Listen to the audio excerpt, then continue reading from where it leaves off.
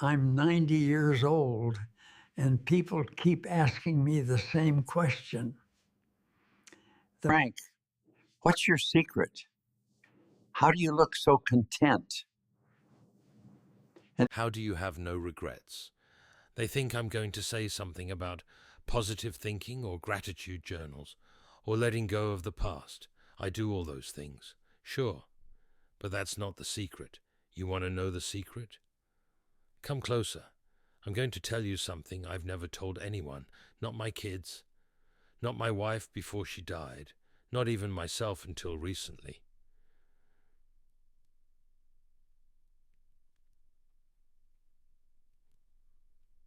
The secret is this: I never say what if. And before you think that's some Zen nonsense or self-help books, let me explain.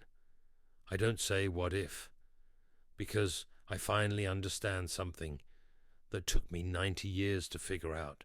Every single choice I made in my life was the only choice I could make with who I was at that moment. Not the best choice, not the right choice, the only choice. And once you understand that, really understand it, you stop torturing yourself. You stop living in two timelines. You start living in the one life you actually have. Let me tell you 3 stories. 3 times I made choices that people said I'd regret. 3 times people told me, you're going to wish you'd done it differently. And 3 times they were wrong. The first, in 1965, I was 29. 9 years old, married to Mary for 7 years, 2 kids. Tommy was 6, Lisa was 4. I worked the day shift at Patterson's Steel Factory in Gary, Indiana. Decent pay, union job. Same thing my father did, his father before him. Then I got accepted to an engineering program at Cal Poly. Full scholarship. A professor at the community college where I took night classes, he wrote me a recommendation. Said I was the smartest guy he taught in 20 years. My ticket out. Gary to California, factory floor to engineer. Blue collar to white collar. There was just one problem. Mary was drinking. Not social drinking. I'm talking a bottle of vodka before noon drinking. I'd come home from my shift and she'd be passed out on the couch. Tommy trying to make dinner for Lisa. 6 years old, standing on a chair at the stove. Everyone told me, Frank, leave, take the kids, file for custody, she's going to drag you down. You got a chance most guys like us never get. Don't throw it away for someone who won't help herself. My brother Paul, he said it the clearest. He said, Frank, you stay. You're going to be at that factory until you're 65. You're going to be poor your whole life. And in 20 years, you're going to hate yourself for choosing her over your future. I remember standing in our kitchen, scholarship letter in my hand, Mary passed out in the bedroom, Tommy doing homework at the table with a peanut butter sandwich he made himself, and I had to choose. Could I have gone? Yes. Legally, morally, even Mary herself told me to go, she said. Frank, get out. I'm a mess. Take the kids and go. But here's what nobody else saw. I looked at that scholarship, and I looked at my wife, and I knew something. The man who could leave at that moment. That wasn't me. That was somebody else. Someone with different wiring, different beliefs, different love. I was a man who believed broken things could be fixed.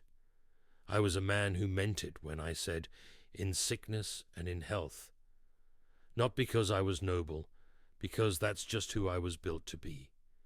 So I made the only choice I could make. I stayed. I switched to night shift so I could watch the kids during the day. I found Mary a treatment program. I went to Al-Anon meetings in the church basement on Thursday nights. I fixed what was in front of me. It took 3 years, 3 hard years. But Mary got sober. She got sober in 1968, and she stayed sober for 51 years until the day she died. Now people say, but Frank, don't you wonder what your life would have been like if you'd gone to California, if you'd become an engineer, if you'd made more money? And here's the thing. No, I don't wonder. Because the man who could have done that wasn't me in 1965. That man would have needed different priorities, different fears, a different definition of what it means to be a husband and father. And I can't regret not being someone I wasn't. I made the only choice I could make, with who I was at that exact moment. Write that down. You can't regret not being someone you weren't. The year 1982, keep choosing, keep accepting. Tommy was 23 years old, working at the steel factory with me, following in the family footsteps. Good kid, quiet, never gave us trouble. Then one Sunday after dinner, he asked to talk to Mary and me. Sat us down at the kitchen table. His hands were shaking. He said, Mom, Dad, I'm quitting the factory. I want to go to art school. I want to be a painter. In 1982, factory town. 3 generations of Patterson men working steel. You need to understand what that meant. My brother Paul said, Frank, you can't let him do this. Painting? He's going to starve. You need to talk sense into him. Even my father, 75 years old, he said, I worked this factory 50 years. You worked 25. Now the boy wants to paint pictures? That's not what Patterson men do. And Mary said to me, Frank, what do we do? That's all our savings. I didn't sleep for 3 days. I'm not going to lie and say I wasn't disappointed. I was. I dreamed of working beside my son since the day he was born. I taught him everything I knew about steel. But on the 3rd night, I remembered something. Tommy at 6 years old. Same year I turned down California, sitting on the back porch, drawing in his notebook. I asked what he was drawing. He said, Dad, I'm drawing the world like I want it to be, where everything's beautiful. And I realized sitting in my bedroom in 1982, I had a choice to make. The choice wasn't really about whether art was practical. The choice was, who am I? Am I a man who forces his son to live the life I wanted? Am I a man who believes there's only one way to be a man? I remembered 1965, when everyone said I should leave for California, and I stayed because I had to fix what was broken. But Tommy wasn't broken. Tommy was just different, different from me, different from what I thought a son should be. Could I have said no? Yes, some fathers did. Some fathers in our town did exactly that to their kids. But the man who could do that, that wasn't me. So I made the only choice I could make. I told Tommy, I don't understand art. I won't pretend I do. I'm scared you'll struggle, but you're my son. If this is what you need to do, I'll help you. It cost me. Paul didn't talk to me for 3 years. The guys at the factory thought I was soft. My father said I was destroying the family legacy. But you know what it didn't cost me? My son. Tommy went to art school. 4 hard years. He worked 3 part-time jobs. Almost quit twice. Mary and I sent money every month even though we didn't have much.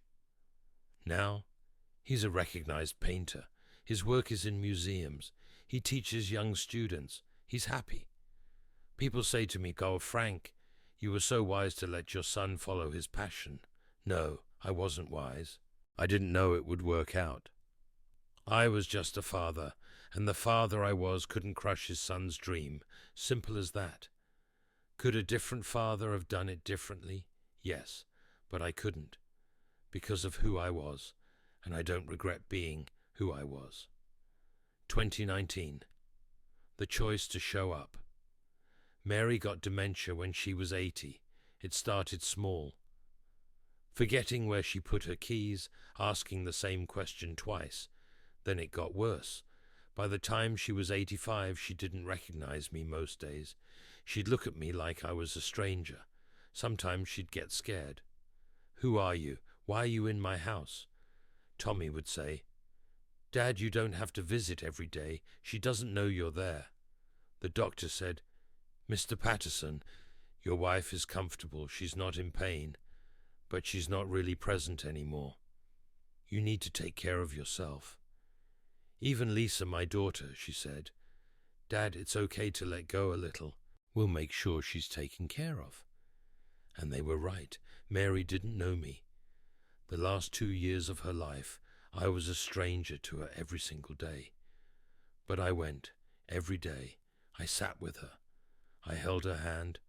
I told her about our life even though she didn't remember it. Why? Because the man I was couldn't not show up. I wasn't going for her. She didn't benefit from it. I was going for me. Because I was a man who showed up. That's what I did. 1965, I showed up for our marriage. 1982, I showed up for our son. In 2019, I showed up for my wife. She died on a Tuesday morning in March. I was holding her hand. She didn't know it was me. She hadn't known for a long time. But I knew it was her. And that's what mattered. At the funeral, Lisa said to me, "Dad, don't you wish she'd recognized you at the end? Don't you wish you'd gotten to say goodbye properly?" And I told her the same thing I'm telling you now. No, because wishing changes nothing. I did what I could do with who I was. I can't wish I'd been a different man who could walk away easier. That man doesn't exist. I showed up. That's who I am, the secret. So here's the secret I've kept all my life. The secret nobody tells you. Every choice you make is the only choice you can make with who you are at that moment. People torture themselves with what if. What if I'd taken the other job? What if I'd married the other person? What if I'd moved to the other city? But here's the truth they don't want to hear. The person who could have made that other choice, that wasn't you. Could I have gone to California in 1965? Technically, yes. But the man who could abandon his wife and kids, he would have needed different values, different priorities, different love. And that man wasn't me. I can't regret not being someone I wasn't. The same way I can't regret not being born taller or smarter or richer. I can only be who I am. And once you accept that, really accept it, something happens. You stop living in two lives. You stop wondering about the road not taken. You start fully living the road you're on. I'm 90 years old. I worked at Patterson Steel for 47 years until I retired. I never became an engineer. I never made a lot of money. I lived in the same house in Gary, Indiana for 62 years, but my wife died sober and loved. My son calls me every Sunday. My daughter lives 2 blocks away. My grandkids visit. This is the life I built, not the life I could have built, the life I did build. And I wouldn't trade it, not for California, not for more money, not for an easier path, because this life, it's mine. I chose it over and over again with every decision. And I own those choices, fully, no looking back. That's the secret. Stop saying, what if? Stop living in imaginary timelines. You made the only choice you could make with who you were at that moment. Own it. Live it. Because that's the only life you actually have. The life you chose. And that's enough. It's more than enough. It's everything.